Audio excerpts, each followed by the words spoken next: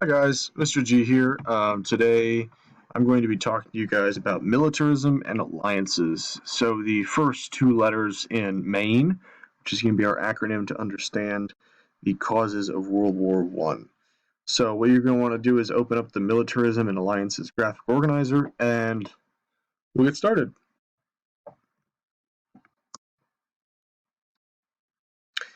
So why this matters? First off, our big question is, how did alliances and militarism contribute to the start of World War I? That's what we're going to be answering today.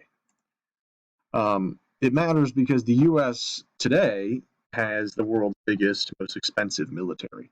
We spend more on our military than the next six countries combined, I think.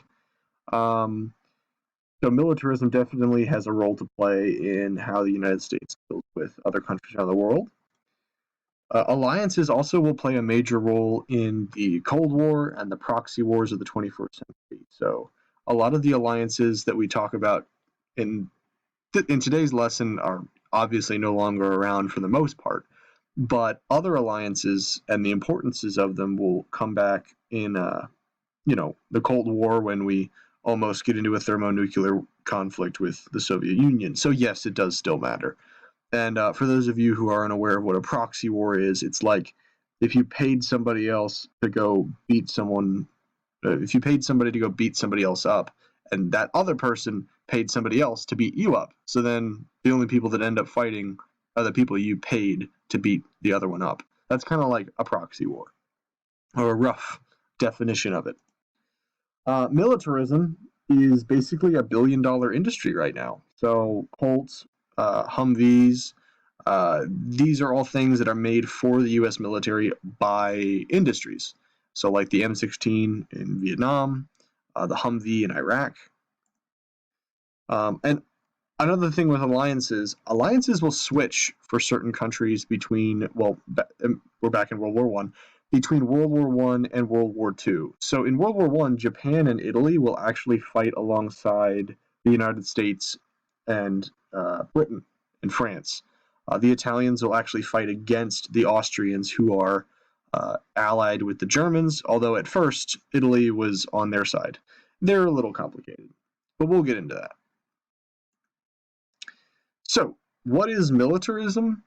The definition of militarism is very simple. It's the glorification of the military and having a strong national pride in the military.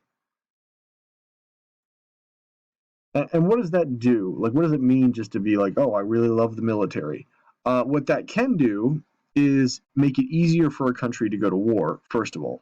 If you have such pride in your military, and let's say there was a border dispute, this happens all the time between Pakistan and India. These two countries do not get along, and every once in a while, their soldiers might fire off at a couple shots at each other, kill a couple, border guards. And the fact that both of those countries, if both of those countries were heavily militaristic and glorified the military, a small event like that could trigger a war. Um, One other thing that it does in World War One, and I'm not saying that Pakistan and India are going to war, by the way, that's just an example, hopefully not. One other thing it can do is trigger an arms race, because if one country is glorifying the military and spending all this money on it, all the other countries might look around and go, "Ooh, shoot, we better start doing that too." So that's called, like I said, an arms race. So it's a competition between nations for superiority in the development and accumulation of weapons.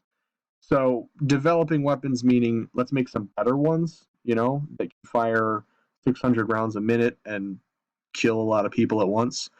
You want to have bigger and better weapons than that of your neighbor. That's kind of like an arms race, Like if you look over at your neighbor's house and they have a pistol, and so you go buy a shotgun, and then they buy, a bigger pistol or a bigger shotgun. I'll show you in a second what that looks like. So right here, this is not a great example, but imagine that these are two countries, right? So country A starts out and he's like, "Hey man, I got this stick, so you better knock it off." Country B comes and has a pistol. Country A comes back with a same pistol. Is like, "Well, now you have to listen to me." And then country B has a bigger pistol. and so on, same pistol, and then the country B gets a bigger rifle, so he gets a rifle, and now he has a bazooka. Do you see the escalation, though? That's the point here in this silly cartoon. It escalates from a baseball bat to a pistol to a bigger pistol to a rifle to a bazooka. So basically, when you're in an arms race with another country, you're going to try and keep on getting a one-up on the other side. So if they build a tank, you build an even bigger tank, although tanks won't come until a little bit later. So there's a really important aspect of militarism, and that's like, money and who pays for guns and also soldiers. So during this time period, World War One didn't just happen out of nowhere. A lot of European leaders during this time period knew that there was going to be a conflict. It's like, yeah, we're probably going to end up killing each other, but it's just a matter of when. They didn't know exactly what was going to be the spark to set it off, but they knew that there was probably going to be a war. As you can see here, this is military buildup shown through finances. So this is military spending in millions in contemporary US dollars. So this is in contemporary dollars showing the equivalency of how much these countries are spending in the lead up to the war. And if you just look at England or Britain over here, you'll see each year the defense or the military spending goes up. In Britain, France, Italy, and all the rest, really. I can't find a single one on here where it went down. So you'll see this is going to be spending on troops, machine guns, artillery pieces, trench, well, we'll get into trenches later, but defensive positions, stuff like that. And then this is another graph to show you some military buildup. For those of you that like numbers, I don't know why you do, but hey, I got to respect that.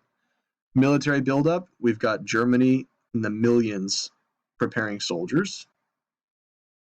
France in a close second, and then Russia, I don't know why there's a third S in that, down there. So, one of the things you need in order to fight a war is something called a war machine, and it's not like, a death machine from like Terminator. It's not literal. What it really means is having like the biggest navy, having the biggest industries, capable of, putting out weapons and ammunition. So, Britain and Germany will have the largest navies in the lead up to the war, but France, Germany, and Russia will have the largest land armies. So we're talking like, infantrymen, cavalrymen, that sort of thing. And this new war is going to rely on a new war machine. So instead of just having masses of soldiers with rifles marching around, aiming at each other in nice rows, what you're going to have now is more troops than ever before, new weapons like machine guns, mobile artillery, tanks, submarines, and aircraft. So that means, if you're marching in a nice orderly line, mobile artillery is going to blow you to pieces, the machine guns are going to tear you apart, and now aircraft can see troops moving from above, meaning that they can tell the mobile artillery, hey, there's about 20 guys coming towards our base, so maybe you should take care of that. And also submarines are a big one, and this is going to help draw U.S. into the war later. But submarine warfare and being able to sink ships and disrupt supply lines is very, very important. So this is an example. These are German soldiers lining up. They have their rifles. This is to show you just how many soldiers. I mean, this isn't even a whole lot, but this might be a division or a small unit of a battalion. And they're lined up, getting ready to be deployed. They each have their packs. They probably haven't been sent to the front line yet, as they all have, clean boots, guns, and all their uniforms are in order. So I did want to talk to you guys about an example of an arms race. So this is a really good one that I found. So pre-dreadnought and post-dreadnought. So a dreadnought is a type of ship, and it sounds really, really cool. I don't know. They have the same name in Star Wars, okay? Don't make fun of me. Moving on.